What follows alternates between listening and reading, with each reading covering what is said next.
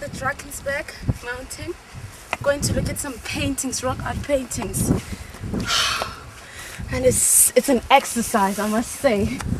A serious one. Going up there, up in the mountain there.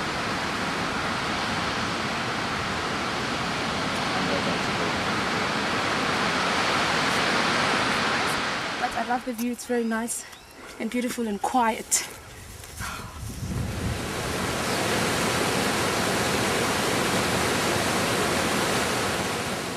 We are at the Game Pass shelter in Drakensberg, and we're looking at this rock art. It's so beautiful, and I think I can relate to some of these paintings since I'm a Sangoma and I know about the trance dance and going into trance, so it is quite an emotional tour for me. It's close to my heart, so to speak. Basically, this is the Rosetta Stone, what has been called the Rosetta Stone. In it, what we see is the eland, which is supposedly dying, and behind there's a human being who is holding the tail of this eland. And if you look carefully, you'll see that the human figure, has his legs crossed, and the same thing is happening, with the eland. Its back legs, have been crossed. Now, if you look carefully on its neck, the hair has been is raised up, similar, to the human being that you are looking at, holding the tail, who has got his human hair, raised up.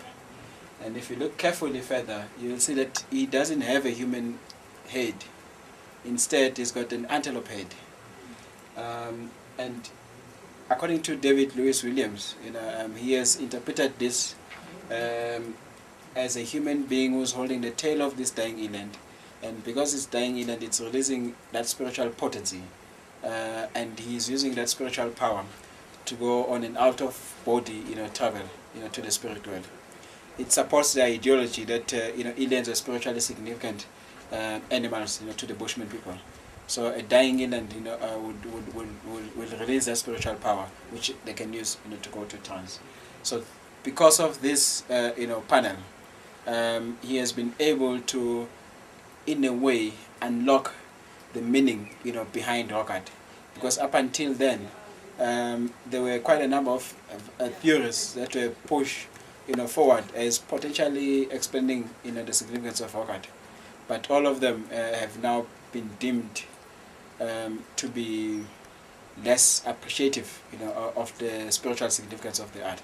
So it was from this panel that we were able, in a way, to unlock the meaning behind Rockart. What opportunities are there for young people in archaeology? I think there are a lot of opportunities. Unlike when I first went into archaeology over 10 years ago, where I was not coming across a lot of archaeology jobs even advertised. Nowadays, I come across quite a number of jobs, in the market. So I think there are a lot of opportunities, but there's a myth out there that there's not many jobs. Archaeology does not pay well. But I wonder how many other jobs, pay well, and what is pay well. I believe you can draw out a lot of excitement out of doing archaeology.